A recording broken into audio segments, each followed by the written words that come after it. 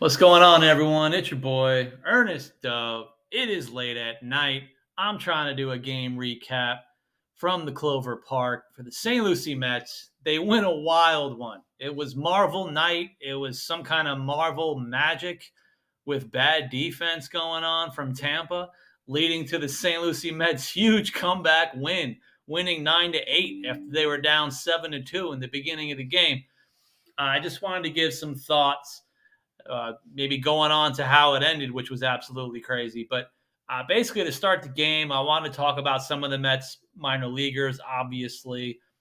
Starting with the pitching, Zach Thornton took the mound, did not have a good day from the beginning. He didn't even make it out of the second inning. It looks like maybe some of the control and command wasn't working well. It seemed like a lot of pitches were being tagged and barreled often in the outing. So it was kind of a rough go of it for Zach. Threw in some good pitches here and there. There's a video on my YouTube channel about one of the strikeouts that he did throw. I think he was sitting about 91, 92 on his fastball as a lefty. But just seemed like the control and the command, or maybe the location, wasn't there all night. But offensively, again, the Mets started taking control of this game little by little, even starting at the top. One of the top recent draft picks, Colin Huck, the young teenager, was looking pretty good throughout the game. I liked what he was doing all game. He was 1 for 3 with a walk. He did have that double at the end of the game, so he was also part of the finale of the walk-off. He got right in on it with his double, starting things off in the ninth. But he also had a line drive shot to left earlier in the game for an out. That was one of his outs in the game. And again, he did have a walk. Looks pretty good, even defensively at third base. Colin, I feel like he looks okay. The arm seems good. Decision making, some of the range looks good. Again, he's a kid that's probably going to play all around the infield. St. Lucie Mets are all over the place, literally, with how they're putting guys. They basically have three catchers playing everywhere, so that's kind of what's going on. Even the middle infielders are playing everywhere between second, short, and third, including Colin Hook. Uh, Ronald Hernandez, he was 0 for 4 in the stat line. He did have a huge walk towards the end of the game as well. He was part of the rally in the ninth. I still very much like Ronald Hernandez. He does take a lot of pitches. He did have 2 strikeouts, but this game was kind of a mess with the umpiring. It seemed like every third pitch was being challenged at the ABS system. So it was a rough night all around for the umpire, by the way. So let's keep that in mind as I give the rest of this recap. For anyone with bad command, a lot of walks, keep in mind that it was a bit of a mess the entire night from the first inning to the ninth, trying to figure out what was a ball and what was a strike. Uh, for me, the star of the game to talk about right now is Jesus Baez, 19-year-old, absolute possible star in the making. Where do I start? Jesus Baez, offensively, all he does is hit barrels. I've been joking about it online, but it seems like every other at bat, Jesus Baez is hitting something over 100 miles an hour. Of course, first inning, 101.4, I believe, or 104.1. So he already hits 104 on his first single. He ended up with 3 hits in the game, including a hit in the ninth. So he was part of the tying and the walk-off that occurred in the ninth. Jesus Baez was right in the middle of it. And speaking of being in the middle of it, at shortstop, Jesus Baez had made a fantastic play at short, showing range. The ball was hit to his right. He ran to his right, snatched up the ball, had a perfectly timed strong throw to second. So it was a whip throw, a whip range play right to second for an out for a force play. It was something that I was very excited to even to see defensively for Jesus Baez, who, again, with that type of range, with that type of arm strength, I could pretty much see him playing anywhere around the infield, even if his future could even be at third base, which he has played already this season. But today it was at short because, again, they're just playing like whack-a-mole. They're all over the place. I love Jesus Baez defensively and offensively. So with that kind of combination at 19 years old, and after his 3-hit game, his batting average has creeped up all the way to 286 with an 808 OPS because he started off slow. But again, it seems like he was getting BA BIP'd from when he showed up on the scene last year and even a little bit the first week or two for this season. But now the balls are starting to drop more.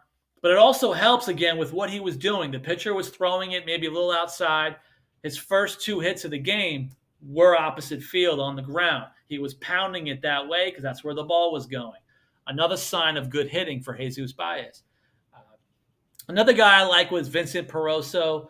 I'm glad he had a hit in the game. He also had a walk, but again, a lot going on in this game.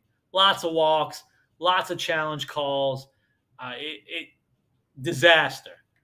Even towards the end of the game, Colin Hook basically went 3-0, and then he took three pitches that the umpire called strike, strike, strike. I don't think any of them were strikes. So by the third one, when he struck him out, he challenged and he won, and that's when he walked. So that kind of night, folks. Nick Morabito, how am I not making him the star? He also had a 3-hit game. Nick Morabito is on fire right now. His batting average is up to 333. His OPS is up to 975. Nick Morabito probably already doesn't even belong in low A anymore. Something's brewing with Nick Morabito as well offensively.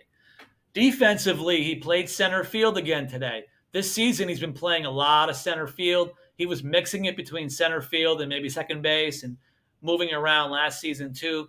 This year, again, with everybody playing musical chairs, it looks like Nick Morabito more often than not is playing in center field. And here he is having a 3-hit game, along with making a diving play in center field for making one of the outs that ended an inning earlier in the game. So all around kind of masterpiece as well from Nick Morabito. Maybe he's the 1A to the 1 for Jesus Baez. But again, Nick Morabito, from what I was talking to some Mets staff last year, and they said, listen, he's a work in progress. Probably a kid who, in the olden days, a few years ago, he probably would have been in one of those rookie leagues like Kingsport. But it is what it is. We have less affiliates. So he spent his time maybe at higher levels than he should have last year. But he learned quick. And here he is again now in low A on fire. And he's still young. So continue to keep an eye on Nick Morabito. Hey, Suero, Christopher Suero, one of those athletes I was told about this year. He's like technically a catcher, but he's a very athletic. So now he's playing in the outfield while they play musical chairs with 3 catchers on this roster right now. You have Christopher Suero, Vincent Peroso, and then you have Ryan Hernandez, who can all catch, and they pretty much do. So they just take turns every night. Every 3 games, they each play a start at catcher. Christopher Suero did hit a bomb in this game. That was pretty fun to see. He tagged it. It went right over the wall in left field. Really good shot. So it was cool to see Christopher Suero also contribute. Diego Mosquera had no hits in the game. So basically, for Christopher Suero, he is one of those like Ozzie Smith type defenders. So it's a situation where how much is he going to be able to hit? In this game, playing second base, he made one of the highlight reel plays, snatching a ball up, and he flipped it from his gloved hand to get it to second base for an out. That's the type of defender he is on any given night. That's the kind of defense that you're getting from him. Question is going to be the hit tool going throughout. How much can he hit now, even through low A, let alone high A, double A? It's going to be exciting to see how things round out because, again, Diego Mosquera is still very young, but the defense is already impeccable. So it's going to be a matter of how it translates to the higher levels. What kind of power can he have as more of a middle infielder? And, again, what's going to be the hit tool? He's a guy that probably needs to hit for a certain batting average. God forbid we talk batting average in 2024. I'd like to see him. The batting average is going to have to start creeping up towards the end of the year. Probably a young guy who's going to stay in low A the whole season. It would make sense. But at least you get to see the Ordonez level defense. It's pretty exciting, and it's fun to watch in person and even on TV if you watch it on the MILB package or the apps they have now for the minor leagues. Always good to catch a game for St. Lucie, even on TV. Adam McDonald is fantastic for the play-by-play. So keep in tune. If you get to watch the games, find where Diego Mosquera is on the field and watch him in action. Uh, Getting more into the pitching, again, Thornton struggled. Then they came Joelme Ramirez. I really, really, really love Joelme Ramirez. It seems like something might have been off in this game. He ended up going 3 1/3 because he had to come in early for Thornton, who left early. So Ramirez ate a lot of innings, 3.1 out of the bullpen. But again, they're also kind of piggybacking starts anyway, although he probably came in sooner than he thought. But Joelme Ramirez had 3 1/3, 3 hits, 2 earned runs, 2 walks, 3 Ks. Just seemed a little off to me. Joelme Ramirez, even from last year, I saw him as a guy that can top 95 with a really good kind of off-speed stuff. Today, it looked like it was more 92, maybe topping 94. Not a super huge difference, but stadium radar-wise, seemed like he was a little off. But overall, I do like the arm still for Joelme Ramirez. I want to see how he can handle things at the upper levels going forward later on. But for now, it seems like he's in the right space again, repeating low A. So let's see how he continues to progress. Because I like his arm. I don't know what the consistency is. See what the velo consistency is. I want to see how he continues to progress as he continues to eat more innings, obviously, throughout the year. My new favorite guy is Candido Cuevas. So you know what? When you're on Twitter X going forward, you're probably going to see me annoyingly posting about Candido Cuevas. He is unreal. Came into the game, he throws 94, 95, and it looks like he's throwing a softball. He throws it very smooth.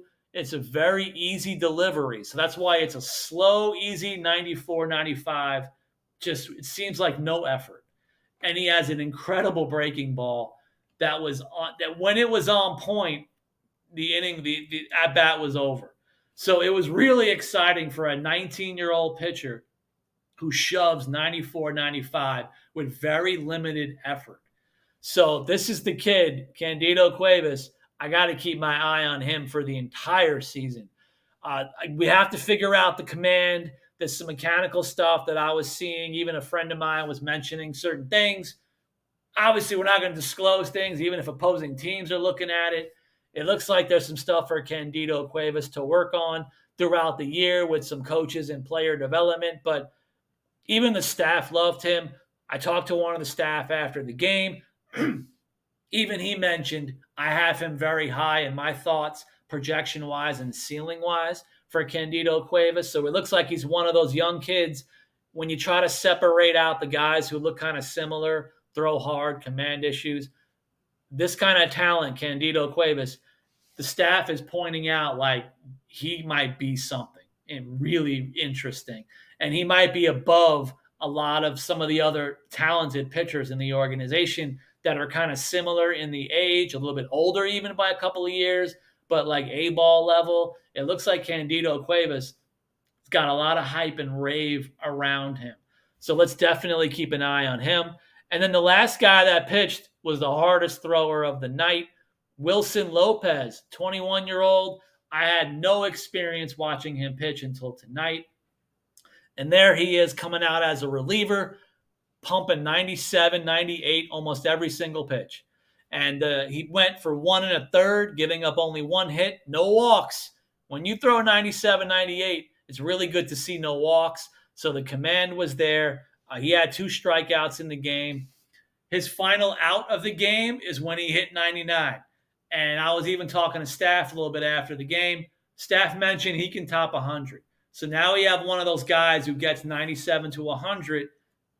This is going to be interesting for Wilson Lopez. As far as like projections, ceilings, a little bit different. I'm not even sure if I could even put him above a Candido Cuevas, even though he's 2 years older than Cuevas and he throws harder. So again, it's that mixture of talent, mixture of tools, mixture of mechanics, player development, progress, what some of the staff may be seeing. But you know what? You can't teach 97 to 99. So keep an eye out, obviously, for Wilson Lopez just because of that. And hey, that's my wrap up for some of tonight. Again, the game was madness. all kind of challenges, all the pitches. So I guess shout out to the ABS system, which helped out pretty much the entire game, even though it made the game go over 3 hours, just waiting on between that, all the walks, give or take. Were they even walks at this point? God knows. But I know I enjoyed myself. Walk-offs are always fun. It was like a beer league, Bad News Bears walk-off. The final hit of the game was put into play. Second baseman dropped the grounder. He picked it up and threw it to third while the guy was scoring the winning run, and there was less than 2 outs.